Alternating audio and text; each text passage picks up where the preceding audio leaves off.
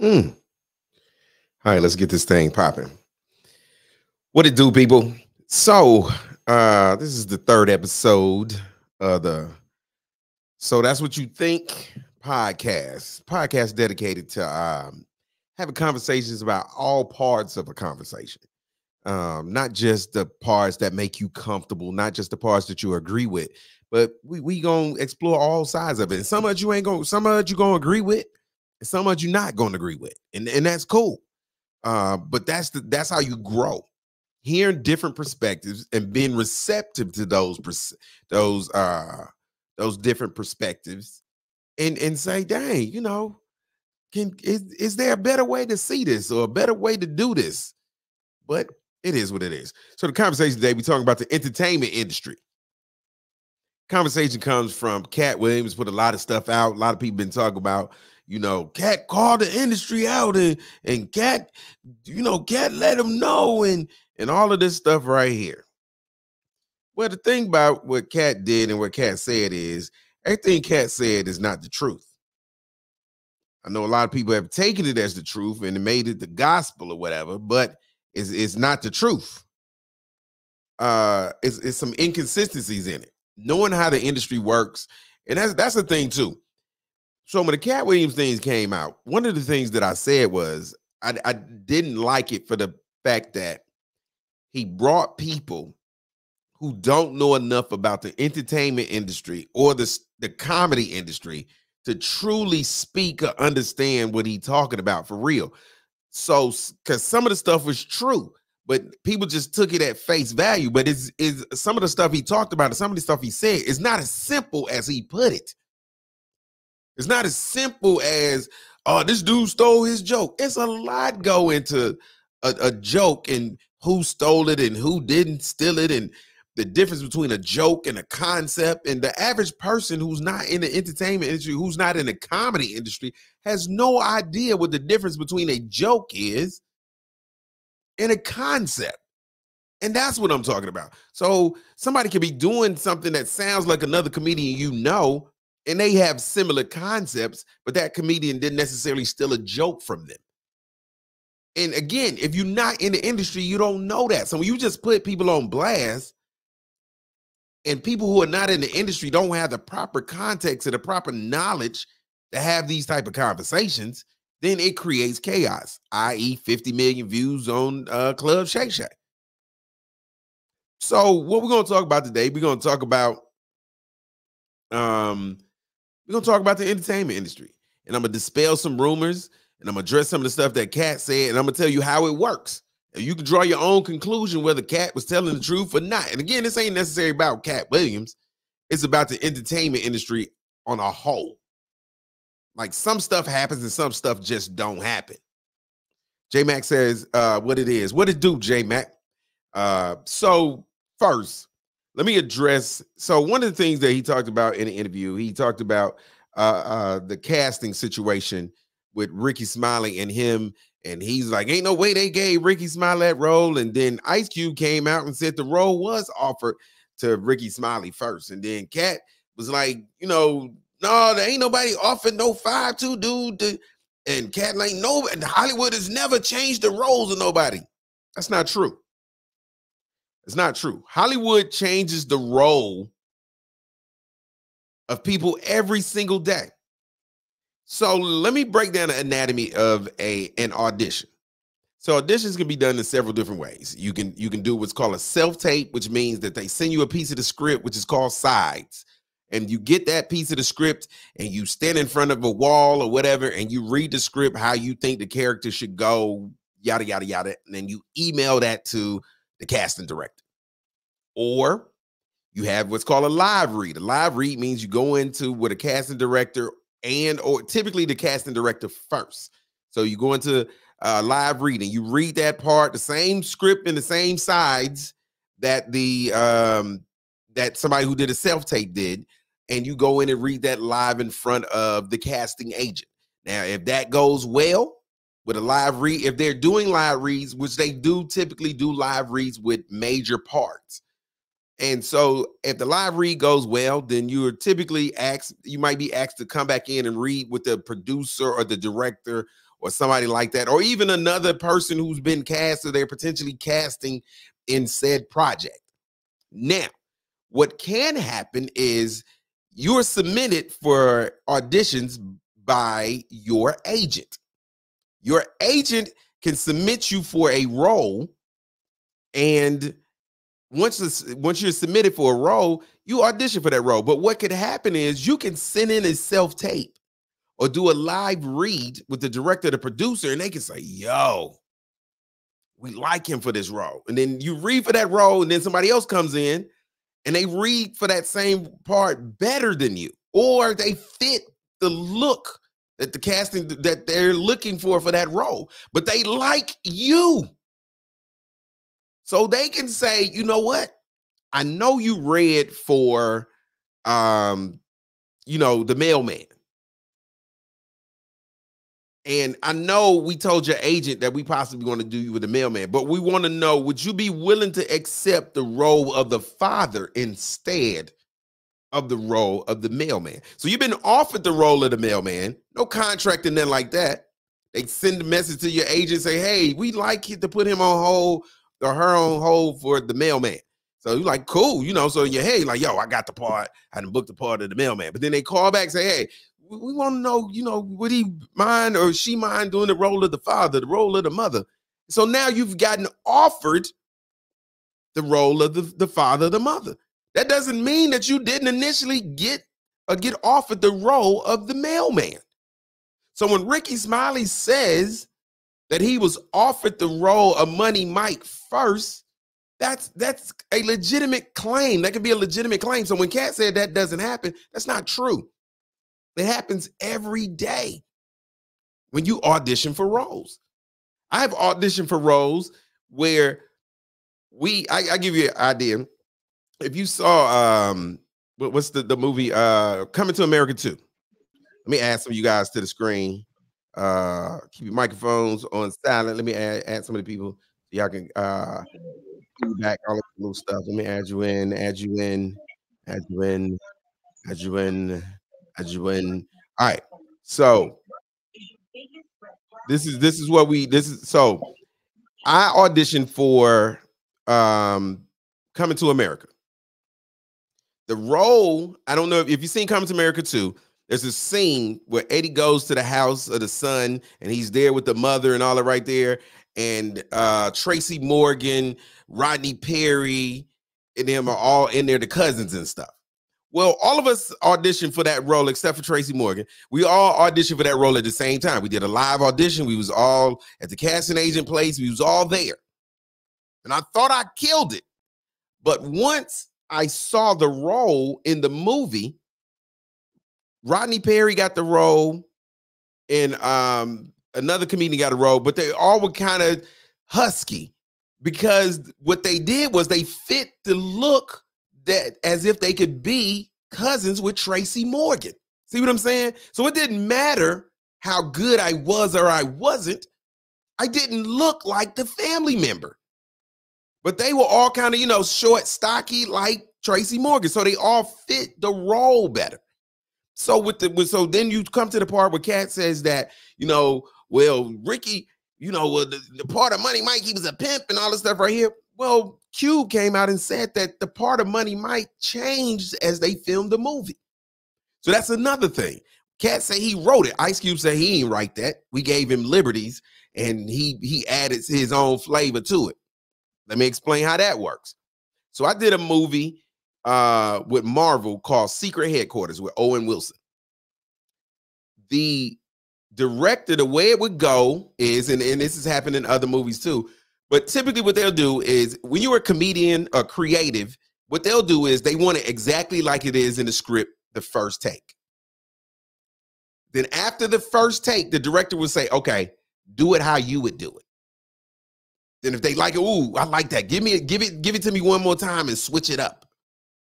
And so if what you do is better than what was on the script in editing, they will keep what you did.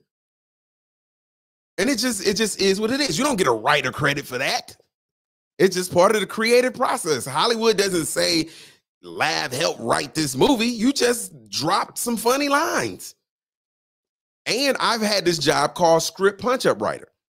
And a script punch-up writer is a dude who is on the set of a TV show or of a movie, and the director will say, hey, I don't like this line. Give me something else right here that's funny.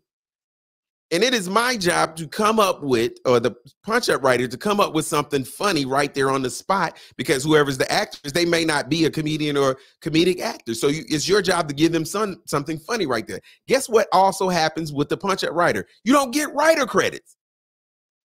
You get no writer credits. So there are two people on a set who can contribute to a script and not get writer credits. So to say I wrote XYZ, Hollywood don't care about that. They don't care about what you did when you was on the set, because due to rules, SAG, and all this other stuff, you don't get a writer credit for that. You just a dude who was creative on set, and you use your creative skills as part of the script. And actually, in doing a character, part of your job is to breathe life into a character and make it your own. So that's another reason why you don't get writer credits for stuff like that. So again, for Cat to say he wrote Money Mike, that's not necessarily how the industry works. So again, we're talking about the entertainment industry. If you got questions, drop them to me and I'll answer the questions about anything that I'm saying. Another thing that came out in the Cat Williams thing was this whole thing about men wearing dresses. Hollywood want to put a black man in a dress. Hollywood, all they wanted, they trying to emasculate the black man. Well, so this is my take on that. So I made a video about this, and this is what I said in the video, and I stand by this. Hollywood just thinks men in dresses or men dressed like women is funny, period. It doesn't matter whether you're a black dude, white dude, or Asian dude. They just, for some reason, Hollywood thinks that is funny. So any opportunity to put, especially if you are an actor or a person who Hollywood considers to be a man, they think it is funny to put you in a dress or dress you up like a woman, because it is considered to be the total opposite of what you are. So in comedy, typically contrast is where the joke lies. And that is the thought process that goes behind doing that. Example of contrast in comedy is, well, black people do this. Well, white people do this. That's contrast comedy. So you're talking about the opposites of two different things. So to put a man in a dress, it is contrast comedy. So that is where that comes from. So again, this idea that they want to put black men in dresses, yes and no. So now what I do believe, though, there is a conflict in history with that. Hollywood does not take into account the historical ramifications of the emasculation of black men by putting them in dresses or making them dress like women. Grown black men were called boy, after slavery, boy, come here, boy. And it was meant to emasculate black men. It was this term buck breaking that used to happen during slavery, and it was meant to emasculate this big, strong black dude and bring him mentally down to the level of this small white dude. And so when you put a black man in a dress and you present him to the masses like that, what you have done is, to a certain degree, you have emasculated him, because again, that's what a joke is. You're emasculating him to show contrast, but you have taken, the theatrical version of calling him a boy, is what it is. So that is why there's this pushback and there's this trigger for a lot of black people when that happens. And I get it. So I'm telling you this so you understand both sides of the house. Is Hollywood intentionally necessarily trying to put black men in dresses? If you feel that way, I can see how you can get to that. But I'm telling you how comedy works and the thought process that goes behind something like that, which creates this type of phenomenon. All right, so that's that right there. So one of the things J-Max said, I think it's like music lyrics. Oh, without a doubt. I think, and I don't like, so I'm a strong advocate, being a stand-up comedian, I'm a strong advocate for freedom of speech. I think when you, as an artist, you can say whatever you want to, and do whatever you want to from a verbal perspective. But the key is, are you prepared to deal with what comes with that? Are you prepared to deal with the blowback from whatever you have said? Because there will be blowback. There will be blowback, depending on what you say and who you say it about. There will be blowback. Chris Rock, I read Chris Rock's book, and one of the things Chris Rock said in his book, he was like, everything is funny. It's about when is it appropriate to say it. And he gave the example of now, when 9/11 happened, if you did a 9/11 joke and you was in New York or somewhere like that, somebody might fight you because it was that serious to New Yorkers. But you can do a 9/11 joke right now and rip the house, tear the house apart. It's about timing and perspective of it. You know, so you can say what you want to and do what you want to when you want to, but are you ready to deal with the ramifications of what you have just said? All right, so right now we got a bunch of people in the room. Anybody got questions? Anybody got questions? And I'm doing it this way because what I wanted to do is I went live last time, and then I wasn't getting feedback, so I want to get feedback. So if anybody got questions, somebody asked, Lisa says, have you ever experienced someone stealing my joke? Yes, I have. I experienced somebody stealing my joke. It was a dude in LA. He used to live in Atlanta, and he moved to LA. And when he moved to LA, he took all his clothes, all his furniture, and my joke with him. And the thing about it is, typically I don't do public beef and stuff like that. But what happened is the dude was doing a joke, and when comedians around the country, because I've been doing comedy a long time, so I know a lot of people know me. So when dudes would go to LA and see him doing a joke, they would pull him to the side like, yo, you know that's Lab Love joke, right? I mean, because it's a whole theatrical bit, the whole nine. So they was like, dude, that's Lab Love joke. And the dude heard it, blew it off, and kept it pushing. So when it came to my attention that he was doing it years later, and people was like, I thought somebody had told you. No, nobody told me. So people was like, well, why you ain't? So I checked him on social media. I checked him live in front of everybody else because I was like, people was like, well, you couldn't just call the man? No, because clearly talking to him was not working when you had years of people coming to you telling you that you were doing my joke. So what was I going to say to him that hadn't been said to him over the last 4 years? And it wasn't just like random comics who had talked to him. It was dudes who had names who had stepped to him. Like Bruce was like, yo, dudes, you know that's Lab Love joke. So it was heavyweight, heavy hitters who had no reason to step to you for no reason. You know, Dominique had stepped to him. Coco Brown had stepped to him. See what I'm saying? It's numerous comedians who had stepped to this dude about this joke. So when I heard, and everybody's like, yeah, we told him. I was like, yeah, okay. So clearly he's a habitual line stepper. So I said something to him out loud in front of multiple people. And that's not really how I get down. But it is what it is. All right. Somebody asked me, would you wear a dress for a lot of money? Everything ain't about money. I give you an example of everything ain't about money. I auditioned for a role in the Aretha Franklin movie. And I originally auditioned, I got an audition for another role, and they sent me another role because my agent was like, well, he's a little uncomfortable. It was a role about a dude who sexually assaulted Aretha Franklin when she was a little girl. And he sexually assaulted her, but he offered her liquor to entice her to do it. And I was like, yeah, I'm not comfortable doing that. I'm not comfortable doing that. I got a daughter, and I'm just, yeah, that's not for me right there. And you know, and that was not necessary pushback, but I was asked like, but yo, you an actor, you know, you gonna do some, yeah, I am, but you still have to draw the line somewhere.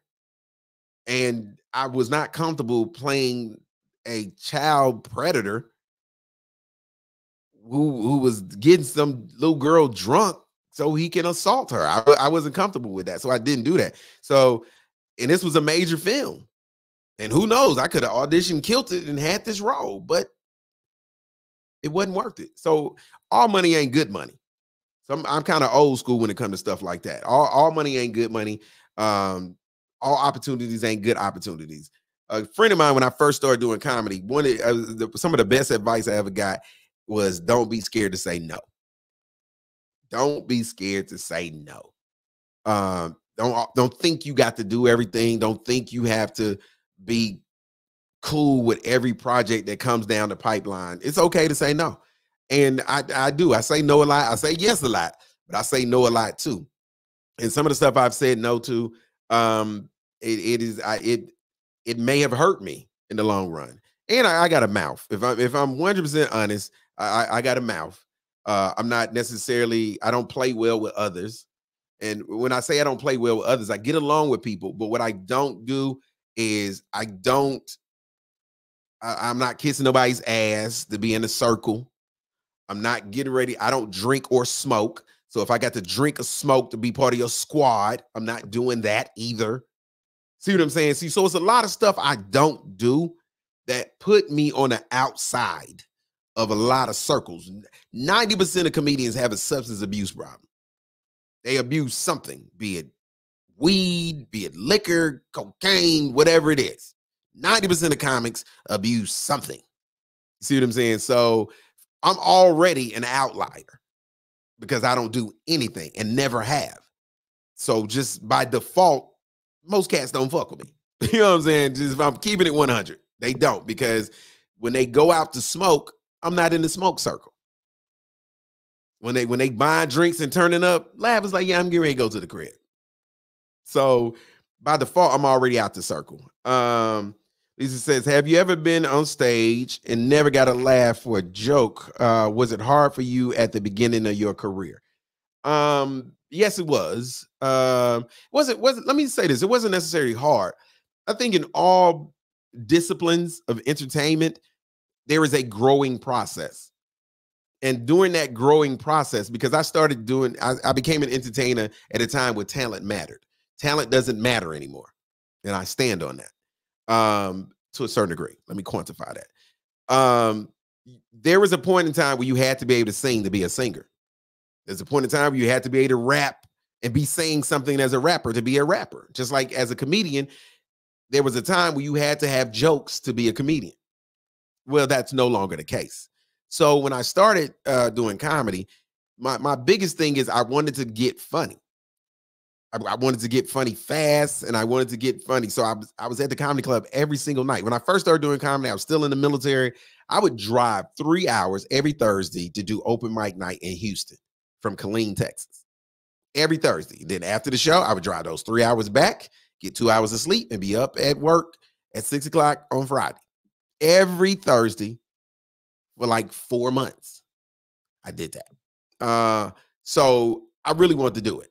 And I made some other sacrifices, but so it wasn't necessary. And I didn't consider those things hard. I considered those things as necessary if I wanted to do what I want to do.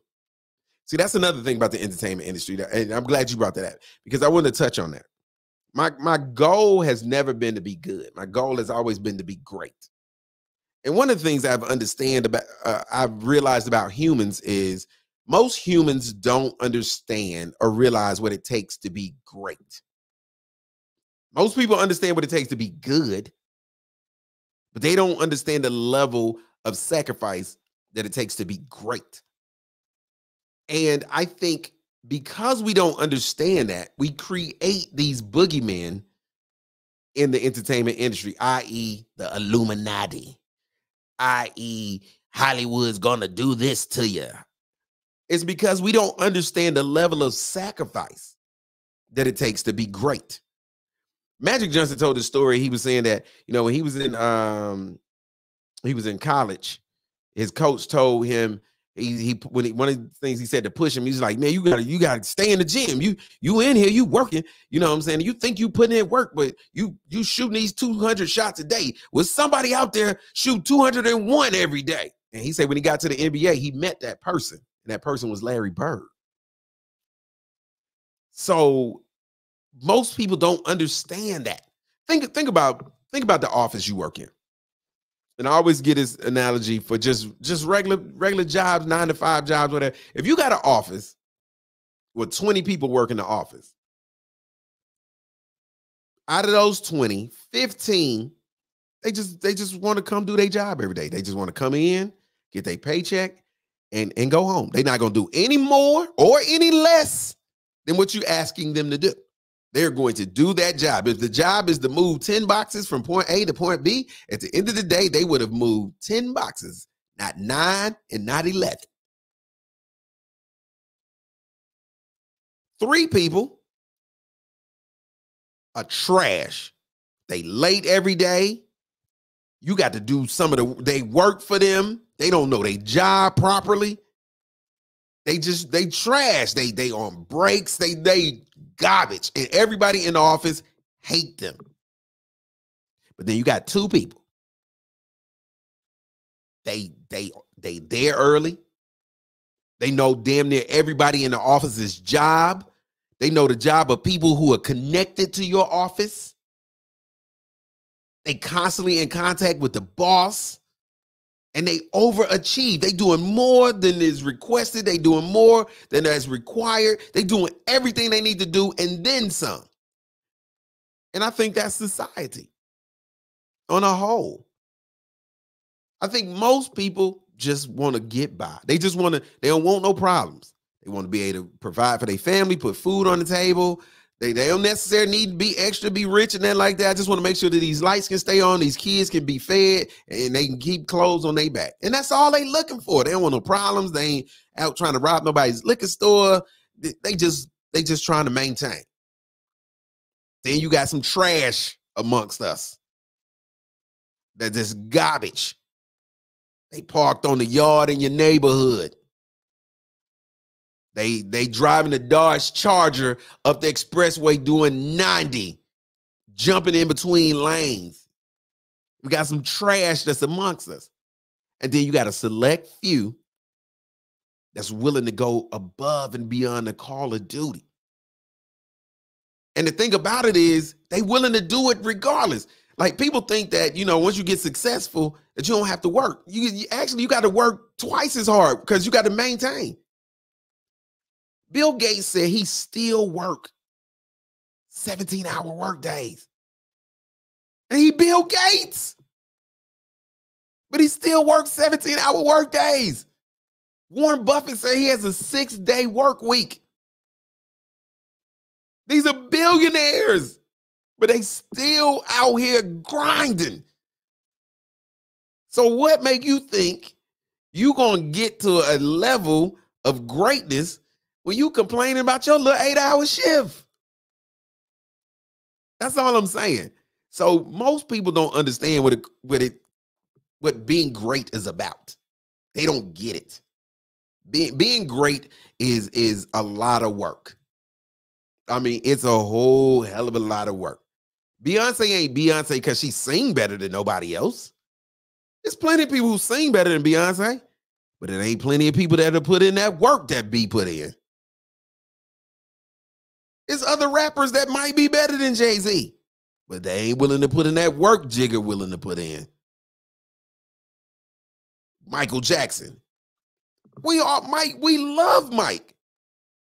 But when it comes to singing, dude, Luther would blow Mike's box off just straight vocally. But Luther wasn't no Michael Jackson. And as great as Luther was, probably one of the greatest male voices in our lifetime, but he wasn't no Michael Jackson. So there's a difference between greatness and what's required of greatness and what's required just to be good or very good. That's why everybody don't get to the Hall of Fame, because everybody ain't Hall of Fame worthy. And you might have been a great player, a really good player. But there's only so many people that are great. So let me see. I got some more questions coming in. Coach Michelle says, you are so correct. Many don't understand that we even have the ability to be great. 100%. What got me into comedy? What got me into comedy? Just simple. If I keep it super simple, I've always been funny. I never thought about doing comedy in relation to a career as it relates to comedy. I thought I was I've always thought I was funny, and I really didn't pay it attention. It just was something I did. And then the crazy thing about it is once I started doing comedy, I look back at my yearbook, almost every comment in my yearbook said, do something with your talent. Use your comedic ability to do something. Almost every post from students and teachers said that. But I never paid any attention. I didn't pay any attention. Because I just was funny. I just was having a good time. So when the realization that I was funny to strangers, because I knew I was funny to my friends and the people around me, but when I started to realize I was funny to strangers, I was like, hey, might be something to this. So that's kind of how it started. Michelle says, Coach Michelle says, when you operate in greatness, you are the odd man out, 100%. Lisa says, how do you feel about Hollywood only picks one comedian at a time to shine, aka Kevin Hart? So I don't necessarily think Hollywood only picks one comedian at a time. What I think is Kevin is the only one willing to put in the work who is being given the shot right now. Kevin's work ethic is freaking bananas. Kevin's work ethic is crazy. So it is. Let me say this about comedians. Comedians, I told you 90% of comedians have a substance abuse problem. But on top of that, about 75% of them are broken people. They are broken. So this idea of getting up and doing something repetitive on a regular basis outside of just being funny, because the funny is natural. It's just what we do. We're funny. But when you start talking about combining, seeing this is where the greatness come in. You got to combine the talent with the business. And once you got to combine the talent with the business, that's when you start to weed people out. See, because not only can you be funny now, you got to be funny at 8 p.m. on the dot. Not only do you got to be funny, but you got to be funny, but you can't use no cuss words. See, that's when you start adding the business to it. You got to be funny, but what we need you to do, we need you to have a clean show and a dirty show. See, this is when the business start to meet with the funny. And then you start to get the pushback. Man, why are you regulating what I can say, man? I just want to be funny, man. Let me tell my joke. Well, no, it don't work that way. It don't work that way. Because as an artist, you are like a product, different from a Coke, Doritos, Chevrolet. You're a product. And if your customer base is telling you, we need a hatchback, and all you got are trucks, and nobody's buying trucks because they're looking for hatchbacks, then you got an option. Either you start making hatchbacks too, or you go out of business. It's just that simple. So you don't get to do what you want to do. That's one of those misconceptions of business. Your customer base tells you what you're going to do, because what you want to do is, again, mesh and match what you want to do with what your customer base does. So if you make cars, you make vehicles, and your customer base say they want hatchbacks, then you make hatchbacks. They're not asking you to do anything that you don't do. Now, if you make vehicles and your customer's like, yeah, man, we want planes. You're like, yeah, we don't do planes. You see what I'm saying? That's where the difference comes in. We don't do planes. We do cars. Holler at us when you want a hatchback. So, but that is the thing about comics. So there is a big divide in the business piece of it. Like, let me give you a little insider information. Well, one of those things where I was talking about how Kat talked about, and it was not it's information that the average person wouldn't understand. So there's a conflict that most people don't know is taking place. And it's between what in the industry they label internet comics and stand-up comedians. And stand-up comedians is kind of defined by us as people who started off on stage, grew on stage, became comedians, and boom, that's how you start doing comedy. Internet comics are dudes who started on the internet, got a little fame or following on the internet, and then decided they want to do stand-up.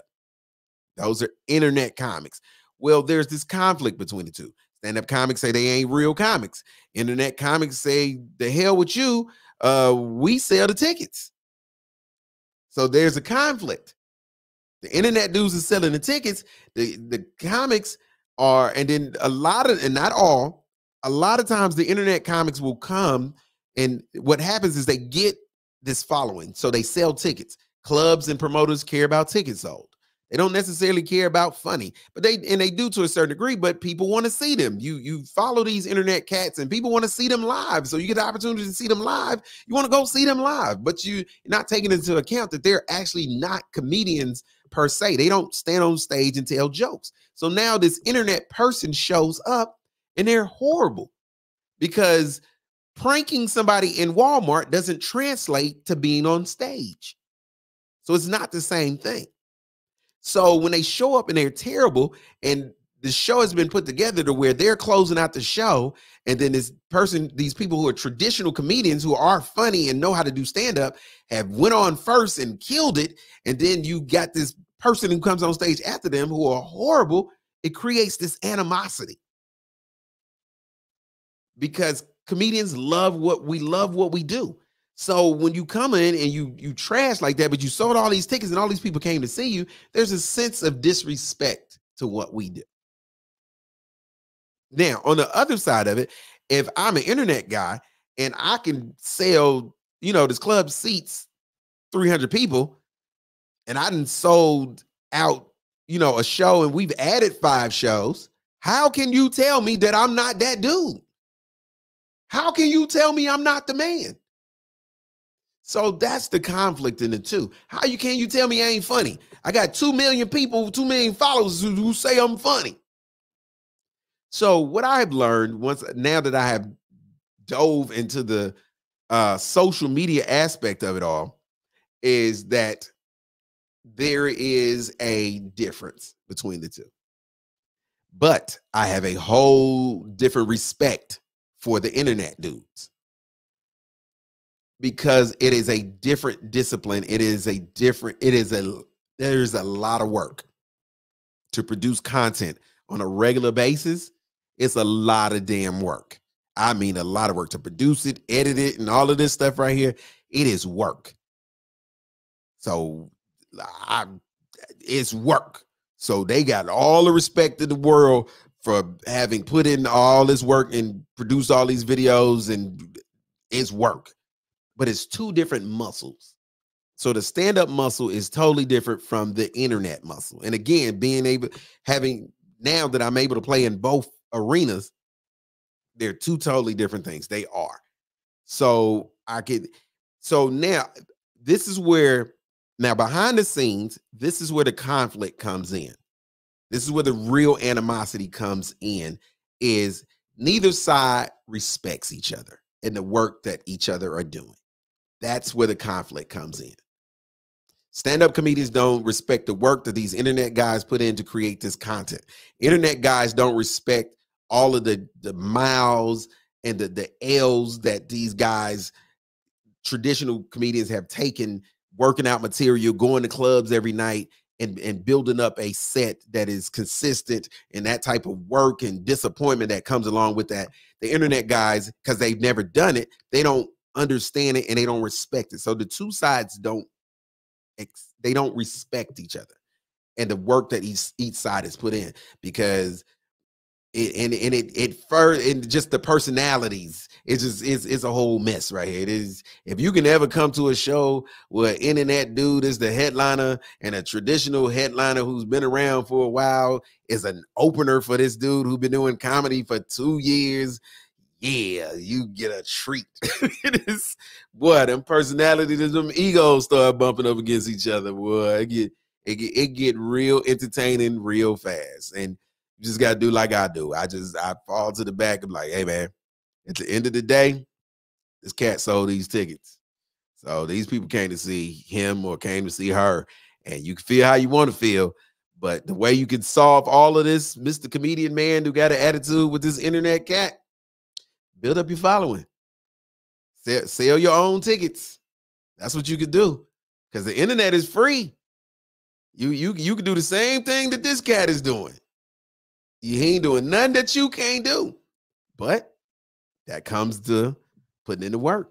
A lot of comics don't want to put in that work because they figure I'm funny enough. And being funny, remember I said that in the beginning, being funny, being the best singer, being the best dancer, it's not enough anymore. It's not enough anymore. You got to bring more to the table. Studios and stuff kind of want you to be damn near a finished package by the time you roll up. That's what they're looking for you to be. All right. Let me see.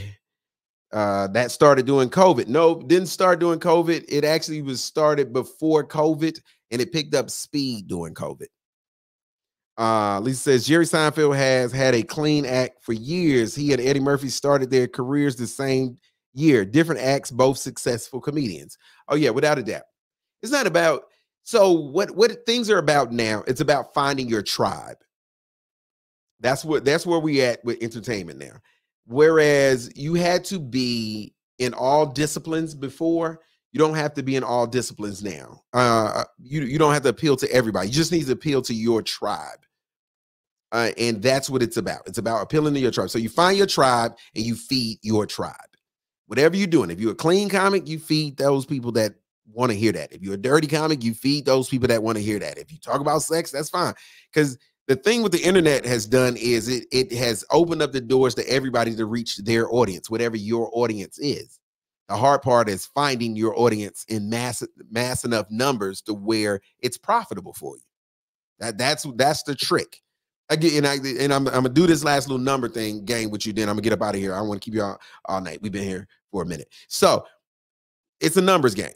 So here in Atlanta, State Farm Arena, when set up for a comedy show, seats roughly 40,000 people, roughly. So for conversation purpose, let's say it seats 40,000. So Kevin Hart. So in the metro area, Atlanta alone, there are roughly 5-6 million people, roughly in the metro area. So for conversation purposes, let's say in northern Georgia, which is with an hour and a half driving distance to Atlanta, let's say it's 10 million people. Let's say Kevin is funny to 0.01% or 0.02% of just northern Georgia. 0.02% is 200,000. So he's only funny to 200,000 people in northern Georgia. He ain't even funny to the people in southern Georgia. He's only funny to 200,000. Well, guess what? Phillips Arena holds 40,000 people, right? So him being only funny to only 0.02% of the population, he still can sell out Phillips Arena 4 times and never have the same people come back. That's what I mean. It's a numbers game. So if you reach your tribe in large enough numbers, it's a win for you. You just got to reach your tribe. Remember, he's only funny to 200,000 people. It's 200,000 people live on my side of town. So it's about the numbers. That's all you're looking for. You're looking for to get your numbers right and reach your tribe. So, all right. So I'm gonna get up out of here. I appreciate y'all chiming in. I appreciate that. Country Wayne, she said like Country Wayne did with his skits. Without a doubt. Without a doubt. You gotta monetize the best way you can and do what you gotta do. And you can't be mad at nobody for doing what they do. I'm not mad at nobody. My thing is don't hate the player, hate the game. So get your mind right, get your numbers up, and then you don't have to deal with none of this stuff that you're allegedly mad about. It's that simple. And last thing, I want to say this. I don't believe in gatekeepers. I know that's a big thing that was with the cat thing too, that they were gatekeepers. The reason why I don't think that they're gatekeepers is because due to social media, you create the whole yard. It's nobody to keep you out the yard. If you get hot enough on social media, They have to deal with you. I don't care what you do. They have to deal with you. If you get hot enough on social media, they will come to you. You don't have to look for a record deal. They're gonna beat you. They're gonna blow your inbox up trying to sign you. You don't have to try to get in nobody's movie. You get hot enough on social media, they're gonna bring the scripts to you. So that's all you got to do. Find your tribe, feed your tribe, and everything else will fall in place automatically. Hey man, I appreciate y'all kicking it with me, hanging out with me, talking about this industry stuff right here. Because I'm gonna start to get into deeper topics and all this little stuff right here. It's the type of stuff that's gonna make people mad, but it'll be all right. It'll be like that sometimes. I want to do this every Wednesday, about 8 o'clock. So about 8 o'clock every Wednesday. Let's get it popping. I record it, then I'll post it Thursday morning, chop it down, all that good little stuff. So every Wednesday, we're gonna do it 8 p.m. Tell somebody to know somebody. Come kick it with me. Thank you. Appreciate y'all.